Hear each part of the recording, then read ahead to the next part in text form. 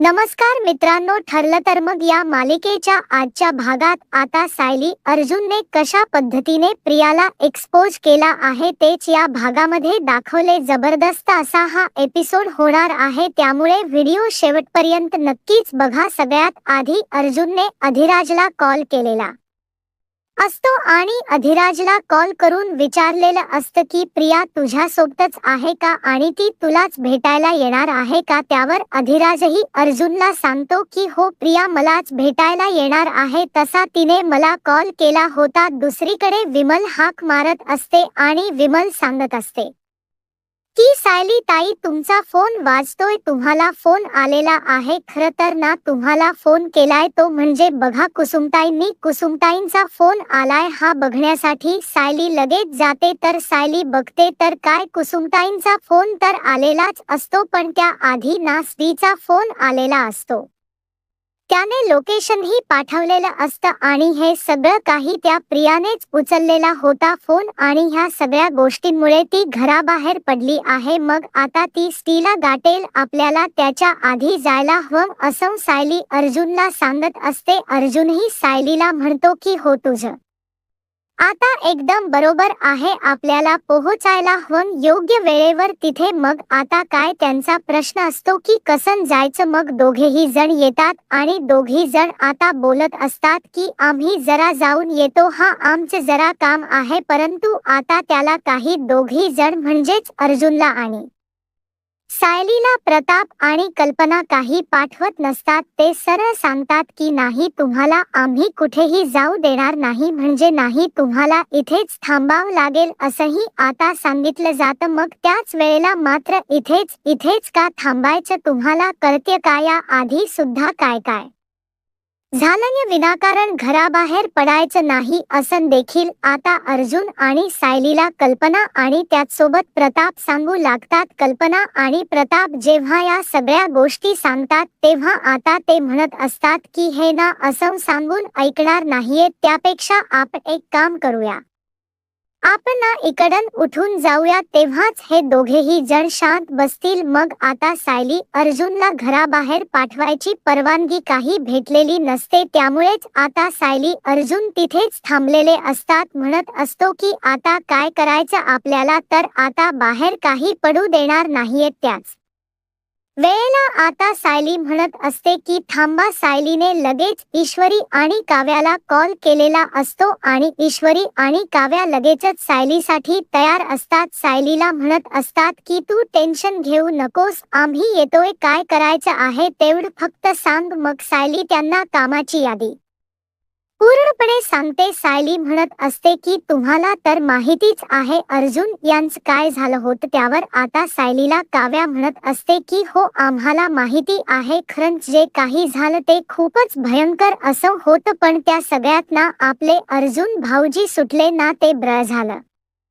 मग आता तुला कसली मदत हवी आहे ती फक्त सांग. मग सायली सांगत असते ही खूप महत्वाची मदत हवी आहे, ते म्हणजे ना एक काम करा, आम्हाला घराबाहेर काही पडता येत नाहीये, त्यासाठी प्लीज प्लीज तुम्हीच काहीच करा. म्हणजे ना तुम्ही एक काम करा की प्रिया आहे ना, ती आता खूप जास्त ओव्हर करायला लागली आणि तीच सत्य आम्हाला बाहेर आणायचे, त्यासाठी आम्हाला घराबाहेर पडता येत नाहीये. मी तुला लोकेशन पाठवते, तुम्ही तिथे एका मुलाला भेटा, ती नाव आहे त्याचं, तो काही पुरावे देणार आहे, तेवढे फक्त पुरावे घ्या असं देखील आता सांगितलं जातं. मग आता ईश्वरी आणि काव्या म्हणत असतात की तुम्ही काहीच काळजी करू नका, आम्ही ते पुरावे मिळवतो. मग आता सायली ही म्हणत असते की चालेल, प्लीज प्लीज तेवढं काम करा हा माझं. सायलीला आता काव्या आणि ईश्वरी सांगत असते की तू काळजी करू नकोस, तू आमच्यावर एवढी मोठी जबाबदारी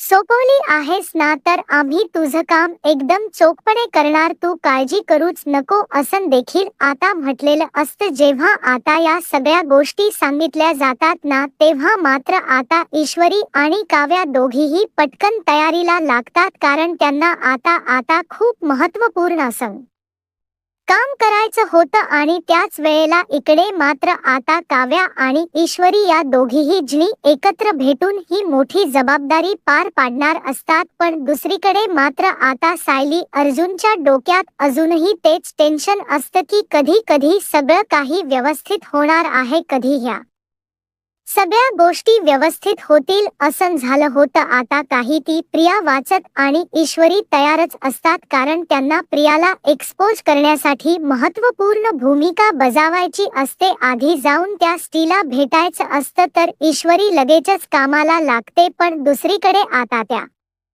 लोकेशनला बरोबर जाऊन पोहोचलेली असते ती, म्हणजे इथे असणारी ही प्रिया जी आहे ती म्हणत असते की तुझी हिम्मत कशी झाली, तू इथपर्यंत येऊन पोहोचलास आणि तुला काय रे, तू पुरावे देणार आहेस का? सायलीला कसे पुरावे देतो ना तेच मी बघते. आणि असं बोलून आता त्याच्या हातात ना ते पुरावे ती खेचून घ्यायचा प्रयत्न करत असते, पण स्टी देखील आधीच हुशार असतो. स्टीने दुसऱ्या हातात लगेच ते पुरावे वळवलेले असतात. काही झालं तरी त्याला ना आता ते पुरावे मिळू द्यायचे नसतात या प्रियाला. प्रिया मात्र म्हणत असते की तू आता त्या सायलीसाठी काम करतोस म्हणजे सगळ्या काही गोष्टी तू विसरलास असंही आता ती म्हणत असते. तिने चांगलं करत नाहीयेस, पण तोपर्यंत तिथे आता ईश्वरी सुद्धा येऊन पोहोचलेली असते. ईश्वरी विचार करते की आता खरं तर या स्त्रीला माझी गरज आहे, मला लवकरात लवकर तिथे पोहोचावं लागेल. काय करावं लागेल? खरंच ना डोकं काम करायचं बंद झालेलं असतं, पण ईश्वरी आता एवढ्या सख्या गर्दीतना सुद्धा ना उड्या मारत मारत आता बरोबर त्या जागेवर जाऊन पोहोचते जिथे आता एक तिने स्कूटी लावलेली असते, कारण तिला या ट्रॅफिक मधून मार्ग काढून त्या स्त्री पर्यंत पटापट पोहोचायचं असतं. ती तिच्या स्कूटी पर्यंत पोहोचते, पटकन स्कूटी ऑन करते, स्त्रीला बसवते आणि ती आता तिकडून तिला घेऊन जात असते. तोपर्यंत प्रिया जी आहे ती तिथे आलेली असते, पण प्रियाच्या हाती काही स्त्री लागत नाही आणि त्यामुळेच ना प्रियाचा नुसता संताप होत असतो. तिला आता कळत नसतं की काय करावं ते. दुसरीकडे आता सायली, अर्जुन, चैतन्य आणि इन्स्पेक्टर सावंत बोलत असतात. त्याच वेळेला इन्स्पेक्टर सावंत आता म्हणत असतात की काय करायचं आहे. संतोषची दुखरीनच दाबलेली असल्या कारणानेच संतोष असा रिएक्ट होतोय, पण नेमकं ती त्या सगळ्या मागचं कारण तरी काय आहे ना हे आपल्याला समजायला हवं. मग नेमकं काय कारण असेल याचाच विचारणा आता ही लोक करत असतात. पण त्याच वेळेला अर्जुन आता इन्स्पेक्टर सावंत यांना म्हणत असतो की त्याचा जो वीक पॉइंट आहे ना तो शोधायला हवा, त्याशिवाय आपल्या हाती तर काहीच लागणार नाही. आता सगळ्या गोष्टी वीक पॉइंट जो आहे तो आता शोधायचं ठरत असतं. मग तेव्हा चैतन्य म्हणत असतो की हे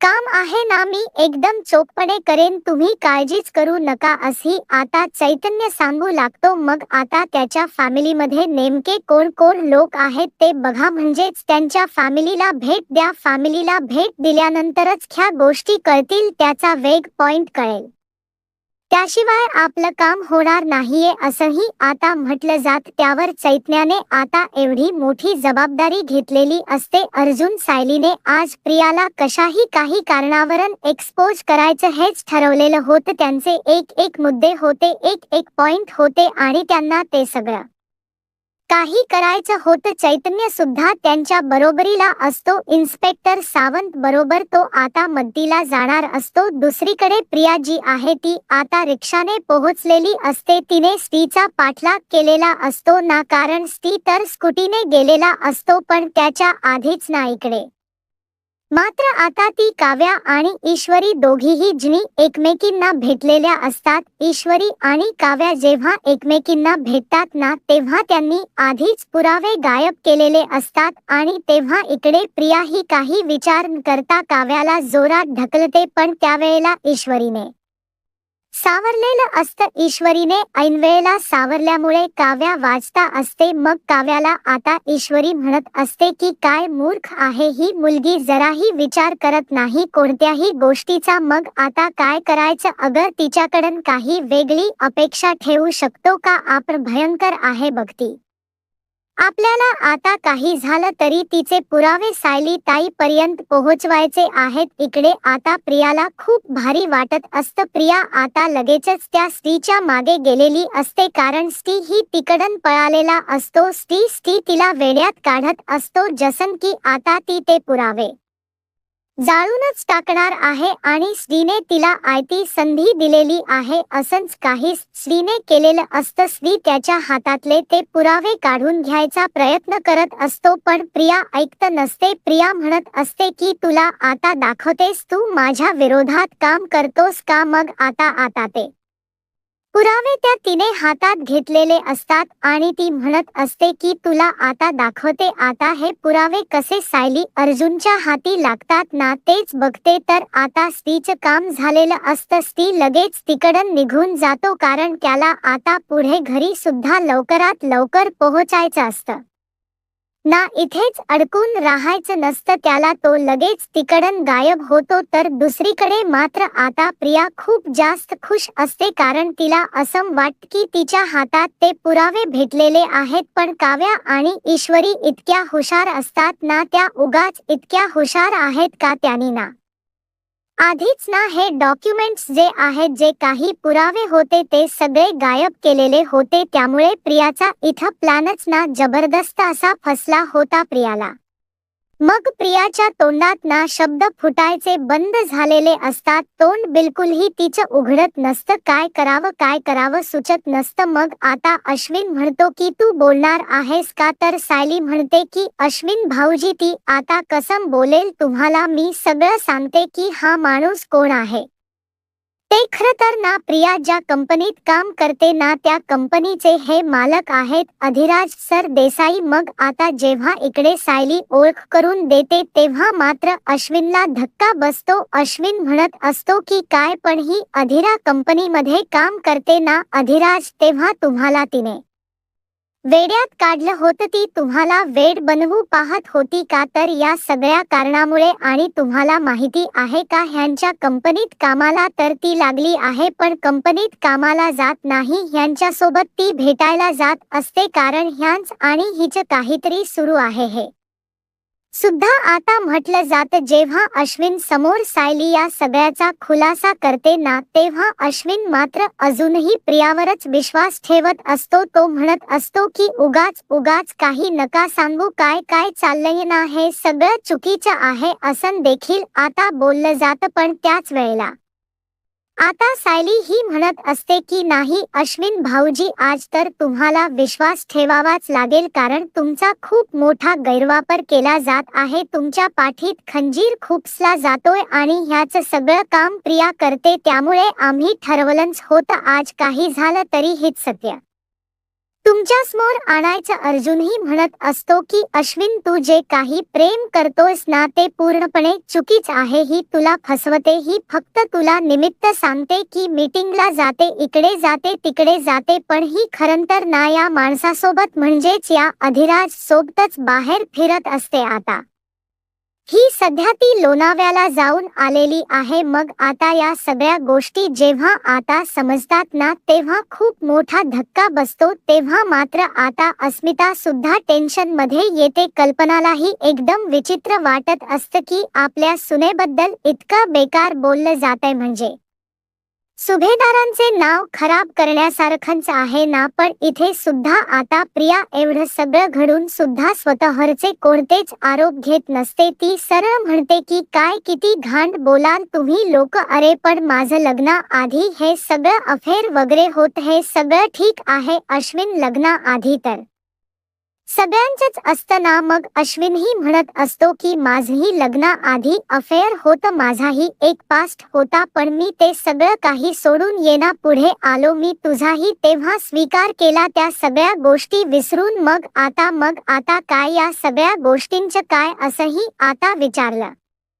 जात. त्याच वेळेला मात्र इकडे आता अर्जुनला ती म्हणत असते की बघ अर्जुन, तू स्वतःला वकील समजतोस ना, मग वकील समजतोस ना, तर उगाच आहे ना खोटे आरोप माझ्यावर करू नकोस. तुम्हा दोघांना तर ना मला फक्त बदनाम करता येईल. माझ्याबद्दलची कोणतीही माहिती नसताना उगाच काही पण बोलू नका, लग्नानंतर तर मी असं काही करणं शक्यच नाही, मी खूप पवित्र आहे, मी अशा काही गोष्टी आहेत असं देखील प्रिया आता बोलत असते. प्रिया जेव्हा या सगळ्या काही गोष्टी बोलते तेव्हा सायली म्हणते, अरे काहीच केलेलं नाहीयेस का, एक मिनिट. हा मग त्यावर प्रिया म्हणत असते की काय केले सांगा ना, तू स्वतःला वकील समजतोस ना रे अर्जुन, तुझ्याकडे पुरावे नाहीयेत काय, नाही तरी सुद्धा माझ्याबद्दल इतकं सगळं बोलतो, पुरावे असले असते तर गोष्ट वेगळी होती, पुरावे नसताना ना उगाचत ना माझ्यावर कोणतेही आक्षेप करू नका. या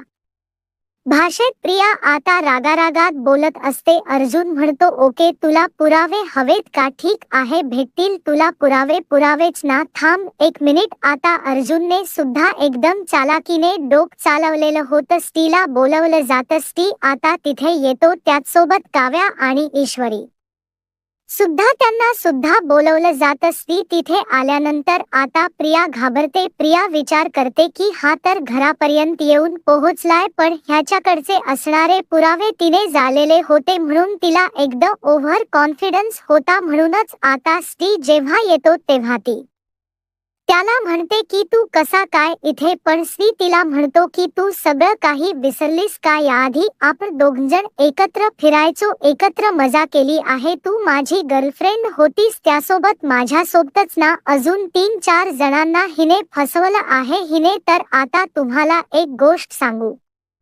का, लग्न झालेल्या माणसांना सुद्धा फसवले, त्यांना जर मुलं सुद्धा होती त्यांना सुद्धा हिने सोडलेलं नाहीये, हे सुद्धा आता बोललं जातं. इतकं घांडाघांड प्रियाबद्दल सांगितलं जातं ना की हे ऐकून कल्पना आणि प्रताप यांचे कान अक्षरशः विटलेले असतात. हे सगळं नकोच वाटत असतं, पण प्रिया या सगळ्या गोष्टी पैशाच्या अभावी करून बसलेली असते. सायली म्हणत असते की आश्रमात राहायची ना तेव्हा हिला पैसे लागायचे आणि 7 पैशांसाठी ही असे धंदे करायची असं देखील आता बोललं जातं. आणि जेव्हा या सगळ्या काही गोष्टी बोलल्या जातात ना तेव्हा मात्र आता इथे कल्पना म्हणत असते की शी किती विचित्र आहे, ऐकूनच नकोसं वाटतं. मग दुसरीकडे मात्र अश्विन म्हणत असतो की काय ऐकतोय मी हे सगळं, हे ऐकण्याआधी मी का नाही हे झालो का, असेही आता तो म्हणत असतो. इथे प्रिया म्हणते की अश्विन माझं खरंच तुझ्यावर खूप प्रेम आहे रे, ही लोक सगळीजण खोट सांगतायत, प्लीज प्लीज तू यांच्यावर विश्वास नको ठेव, असं बोलून ती अजूनच त्या अश्विनच्या जवळजवळ जात असते. पण आता सायलीने आधीच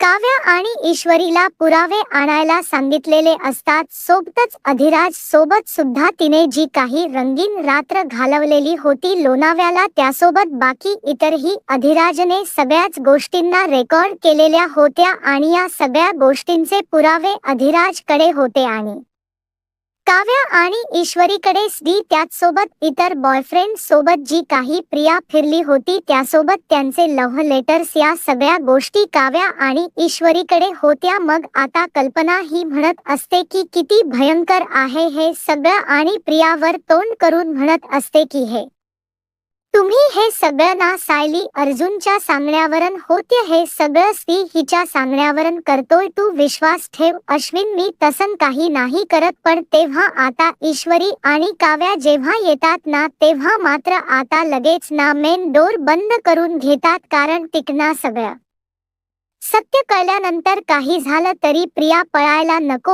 असंच वाटत असतं. आणि जेव्हा त्या दोघी जणी येतात ना तेव्हा मात्र आता लगेच प्रिया म्हणत असते की सायली आणि अर्जुनकडे दोघींकडेही आता पुरावे दिलेले असतात. काव्या आणि ईश्वरीने दोघीही जणी इन्व्हलप त्यांच्या हातात देतात, कारण आता पुढची जबाबदारी त्यांना हँडल करायची असते. मग आता सायली आणि अर्जुन ते सगळे एन्व्हलप अश्विन, त्यासोबत इथे असणारे कल्पना आणि प्रताप, त्यासोबत अस्मिता यांच्या हातात देतात आणि त्या वेळेला आता म्हणत असतात सायली अर्जुन की तुम्हाला मनपण घट्ट करावं लागेल आणि हे सगळं बघावं लागेल. काही मध्ये हिनी पाठवलेले लव्ह लेटर मेसेजेस, त्याचसोबत काही मध्ये हिचे एकत्र असलेले फोटो, या सगळ्या काही गोष्टी आहेत असंही आता म्हटलं जातं. तर प्रियावर तोंड करून काव्या आणि ईश्वरीशी बोलत असते आणि त्यामुळे आता काव्या आणि ईश्वरीला माहिती असते की एवढी खोट्यात आहे, एवढं सगळं हिच्याबद्दल समजलंय तरी सुद्धा ही एवढंवर तोंड करून बोलते. त्यामुळे आता संतापून काव्या आणि त्याचसोबत ईश्वरीने दोघींनीही आता तिच्या सनासन कानाखाली वाजवलेली असतात, एक इकना आणि एक तिकना. त्यामुळे आता प्रियाला तर काय करू आणि काय नको हे झालेलं असतं. सगळीकनाच आता अगदीच बधीर व्हायला झालेलं असतं. डोकं चालायचं बंद पडलेलं असतं. प्रिया आता शांत राहते, पण दुसरीकडे आता प्रताप त्यासोबत कल्पना ते जे काही फोटोज असतात ते सगळे काही पाहत असतात आणि जेव्हा ते इन्व्हलप ओपन करून बघतात ना, तेव्हा त्यांच्या पायाखालची जमीनच सरकते. कारण त्यामध्ये ना एका मते तिने पाठवलेले मेसेजेस तिच्या हिरोला म्हणजेच बॉयफ्रेंडला हे सगळं काही असतं. त्या बॉयफ्रेंडचे मेसेजेस हे ग्लिच चॅट हे सुद्धा आता त्यामध्ये असतात. आणि जेव्हा हे सगळं काही त्याच्यामध्ये असतं त्यासोबत बॉयफ्रेंड सोबतचा फोटो, या सगळ्या गोष्टी कल्पना अस्मिता पाहतात तेव्हा त्यांना नको नकोस झालेलं असतं. आता अक्षरशः बीट आलेला असतो कल्पनाला. तर कल्पना तो फोटो घेते आणि फेकून देते, म्हणते शे किती बेकार आहे हे सगळं, म्हणजे इतक्यात खालच्या थराला गेली येशील असं वाटलंही नव्हतं. अस्मिताला सुद्धा राग येतो. अस्मिता सुद्धा या तन्वीला खूप चांगलं समजत होती, पण ही तन्वी तर इतकी पोहोचलेली असेल असं वाटलं नव्हतं. पण प्रिया मात्र आता पुरती अडकलेली असते कुठूनही. तिला आता श्वास घ्यायला जागा उरली नसते. सकींना अक्षरशः असं गुदमरून मरण होत असतं. तिला कळत नसतं हे तर काहीच नाही. आता अश्विनने तर सरळ पुढील भागात मध्ये सांगितला आहे की तुझा माझा संबंध नसणार आहे, मी तुझा नवरा नाही. कारण ती एवढं सगळं होऊन सुद्धा त्याच्या जवळ जाण्याचा प्रयत्न करते. पण अधिराज आता अक्षरशः पेनड्राईव्हच घेऊन आलेला असतो. अधिराज तर म्हणतो तुम्ही हे पुरावे तर बघितलेच, अजून तुम्हाला पाहायचं असेल तर थांबा, मी तुम्हाला हे पेनड्राईव्ह देतो, तुम्ही पेनड्राईव्हमध्ये सगळे पुरावे बघू शकता. आणि अश्विनने त्यात सगळ्यातले पुरावे बघून एक निर्णय घेतलेला असतो की प्रिया सोबत संबंध ठेवायचे नाही. सगळ्यांनी मिळून प्रियाला आता अक्षरशः घराबाहेर आता सांगितलेलं असतं. कारण घरातल्यांना अजून थोडी माहिती असतं की ही तन्वी नाहीये. ती सगळ्यांना हेच वाटत असतं की ही तन्वी आहे आणि ही सगळी कारनामे करून बसलेली आहे. आता पुढे काय होईल हे पाहायला आत्ताच माझा महाराष्ट्र या YouTube चॅनलला सबस्क्राईब करा. धन्यवाद.